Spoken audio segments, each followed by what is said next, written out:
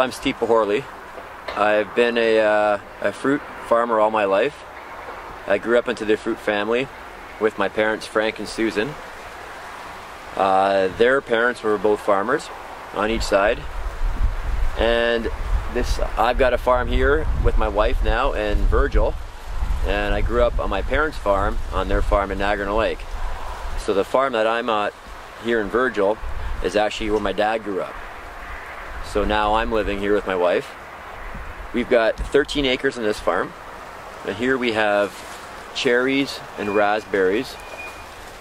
We've got sugar plums behind me, as well as some asparagus. Some vegetables that we grow seasonally, such as tomatoes, peppers, zucchini. And on the other farm, on the Niagara Parkway, we've got 40 acres there. And that's, like I said, that's where I grew up. And there we start with plums. We've got apricots. We have peaches, white flesh peaches, as well as regular peaches.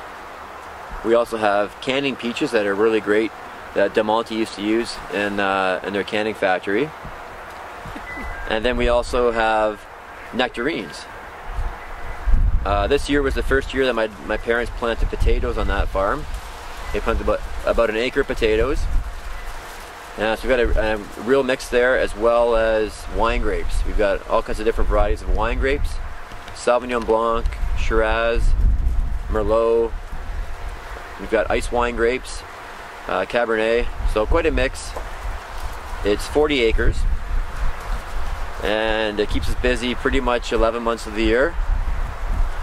And now with the fruit market, that keeps us busy the rest of the year. So it's pretty much year-round now, which is fine. It's nice to get a bit of a break in between, but it is pleasurable to work on the family farm. So when we came out last week, we were talking about how busy you guys are, right. How you're on this busy stretch of road in Niagara on the Lake, and how there's lots of new housing developments around. And I guess we were kind of speculating on how many of those local people are buying here. So how are you? Well, I find that we're getting more and more local traffic every single year. We do have a lot of houses across the street. There's about 15 houses over there, but we're not really a one-stop shop for everything like a grocery store. We're more a specialty. So sometimes people want to just go one-stop shopping, and then once they do finally come into here, they experience what we have, they become loyal customers.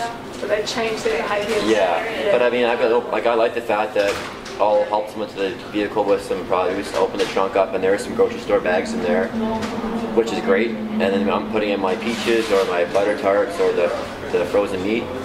And I think it's fantastic that they're actually making a special trip to come out here now.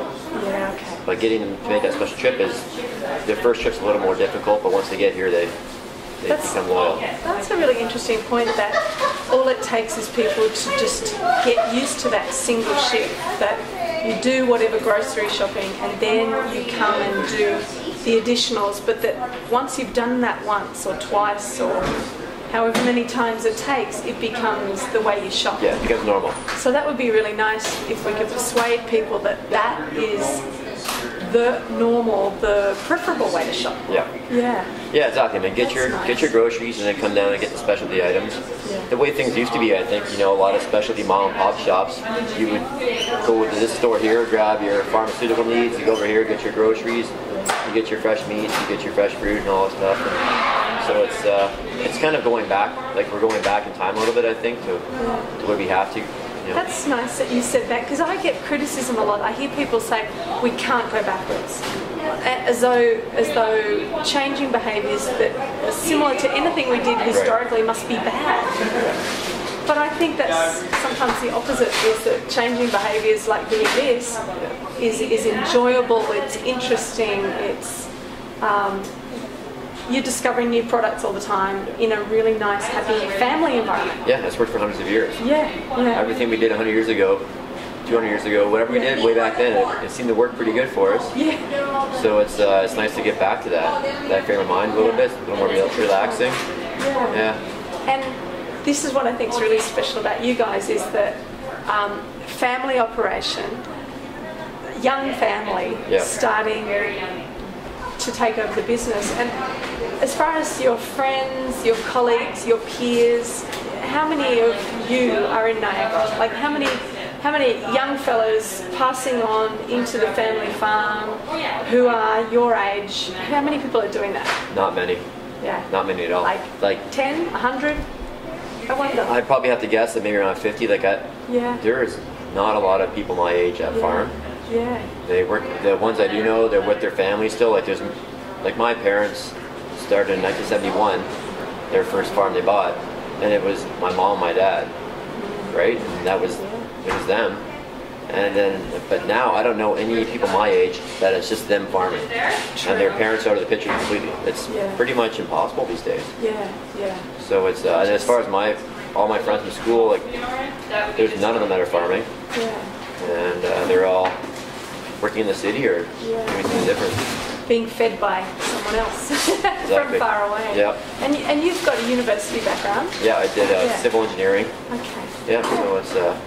So you can put your hand to all kinds of practical problems? Something to fall back on if I ever need to, Well, that's something that I know we talked about at the beginning of this series, was that the average farm income, I think net is minus $20,000, and so just about every farmer has to have, you know, a partner or a fallback or a second job or something supplemental to keep the income going. Yeah, it's pretty tight. It's been getting tighter and tighter the past few years. So I hope we're going to, start heading in the right direction and become a bit more profitable.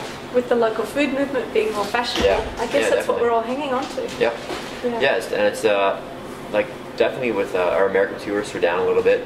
But we're getting more and more locals. We have locals from Toronto. We call them regulars from Toronto, like locals. If they come every weekend, they load up a master full of fruit. They're going home with it for their neighbor, their friends at work, and they're grabbing our stuff to bring back to Toronto. Yeah. So it's becoming more. We're getting more and more popular all the time. And if you go online and check us out, you'll see some good reviews. So the word is spreading. It's a slow process, but. I prefer word of mouth advertising. I think it's the best kind of advertising. Someone can talk about a peach they had here and describe how good it is, but people can see the passion that the other person's talking about. And now they can see it on YouTube, right? Yeah, exactly. So I guess if we could, given that it's October, so in about 12 months' time there'll be provincial elections. Right. What are the sort of messages that the local sustainable agriculture movement, what are some of the things that are absolutely necessary? Well, we definitely need support. We need backing from the government at all levels. The problem with the farmers we represent maybe 2% of the voting population, most of the land. Like we've got a small voice, but we've got huge, we sacrifice, our livelihood for this. We've got a huge, we feed the world, right? We feed the Niagara region. Every time you eat something, that came from a farmer. Yet we've got no voice because our population is so small. So what we really need is we just need lots of support from the politicians. We need support just from the regular people that come and buy local food and go to the grocery store, farm market, and say, I want Canadian, I want Ontario, I want Niagara, and just start at those different levels and work down.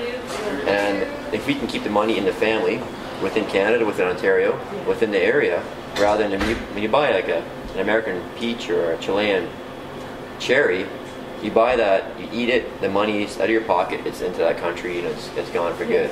So when just the general public needs more awareness, maybe more campaigning, advertising, just to realize how important it is to keep local farmers viable. It's interesting because I get the feeling that everybody on an emotional level straight away are very supportive, and I think some of the statistics show that people read labels and people want. I think the number one reason that people would buy this kind of food is because they want to support the farming community, and yet it's not demonstrated in the way we behave. Right.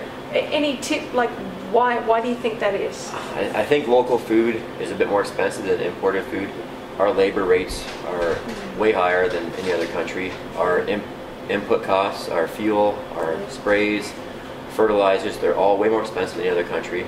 We've got regulations. We are very strict with the pesticides we use.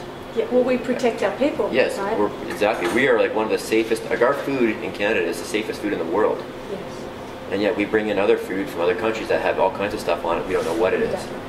So I find that because our input cost is so much higher, our final price is higher. Yeah. So even though the person wants to support local, when it comes down to that, a dollar coming out of their pocket, and they can see, here's an imported peach, here's a Canadian peach, and they can have to make that decision, like, what am I going to do?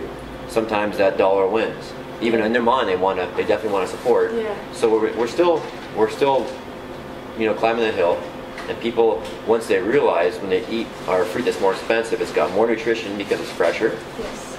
They're getting more bang for their buck. They're not throwing out as much. So when you realize the value versus the cost, then you hit the nail on the head. Yeah. That's exactly right. And It's not about price; it's about cost. Yeah, it's the value that you get. So I find that with here in our market, our prices are a bit more expensive than the grocery store or wherever. But when you buy that basket of fruit, if you eat every piece of that fruit, because we hand sort it, we hand select it, your cost per piece of fruit is cheaper than a cheaper basket of fruit to start with. And it's going towards the hydro company, the local hydro company, the local flower people, your local employees. Yeah.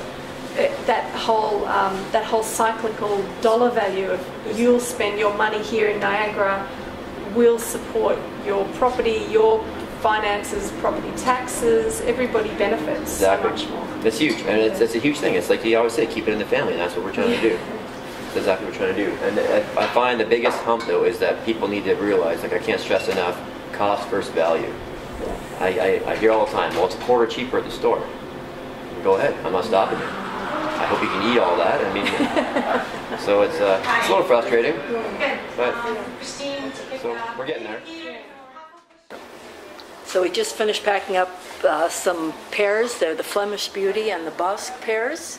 Flemish Beauty on top, Bosque on the bottom, and I kind of call them our winter pears because they will last all winter, even though they've been all picked off the trees now.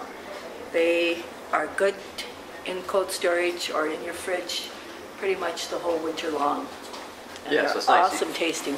Great tasting. You have fresh fruit all year long that way. Yeah. Pears is one of the few fruits and apples that you can actually keep in cold storage, whereas a peach, it would go bad after about 2 or 3 weeks. But they're awesome, and we're proud to have them. Weekend vegetables, sweet potato, cider. Come on out, come to your local food stands. Even in October, there's plenty of local food available.